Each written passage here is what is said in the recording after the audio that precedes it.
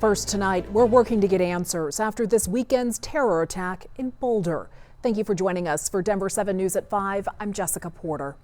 A man is facing federal hate crime charges for Sunday's incident. Meanwhile, the number of people injured has grown to 12. Mohammed Sabri Solomon is accused of throwing Molotov cocktails into a crowd of peaceful demonstrators. They were calling for the release of hostages in Gaza. My co-anchor Shannon Ogden begins our team coverage live in Boulder tonight. Shannon? Good evening, Jessica. Good evening, everyone. I'm live here in Boulder's Pearl Street Mall. About 26 hours ago here at Pearl and 13th, a man in that small grassy area just over my left shoulder, from there through incendiary devices at people just peacefully walking along Pearl Street in support of the hostages being held by Hamas. Investigators have identified 4 additional victims in this attack, not previously known, so that makes a total of 12 people hurt, and 3 at this hour remain hospitalized. And thankfully no one was killed. Well, today investigators revealed that 16 more unused firebombs were within arm's reach of Solomon when he was arrested. Boulder County DA Michael Doherty said state and federal officials together are united in seeking justice against the defendant. We stand united in denouncing hate, terror, and violence in this community. We're united in condemning acts of anti-Semitism, hate, and violence, and we're also united in a strong response to this horrific attack.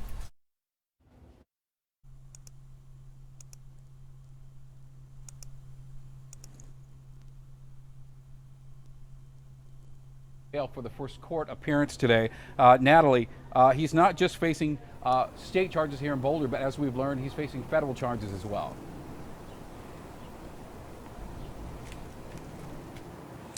That's right, Shannon. And let me tell you, this is not the typical way that we monitor these cases. It was a courtroom inside of the Boulder County Jail packed with reporters, all there to see as Solomon appeared in front of a judge for the first time.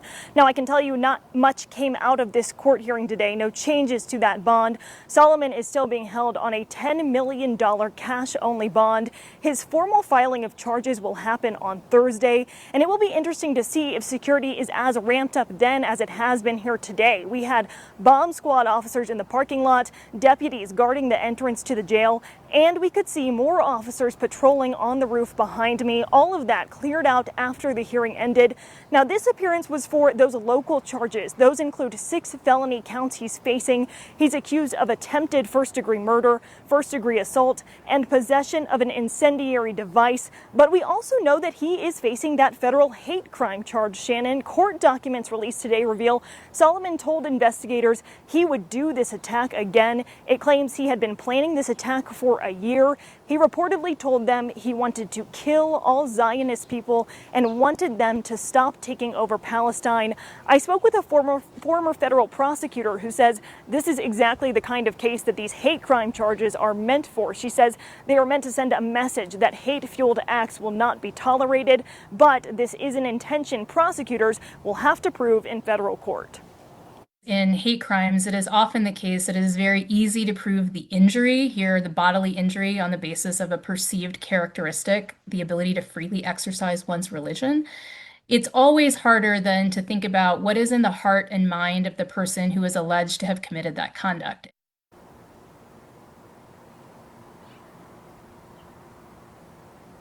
Federal officials have also emphasized that Solomon is in the country illegally. We learned that court records reveal he's originally from Egypt, and he came here on what's known as basically a tourist visa back in August of 2022. But about a month after his arrival, he did seek an asylum claim. Now, DHS has not come out with what the result of that claim was. They didn't say whether they approved or denied it.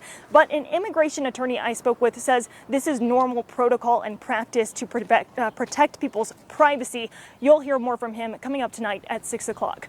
Outside of the Boulder County Jail, Natalie Chuck, Denver 7.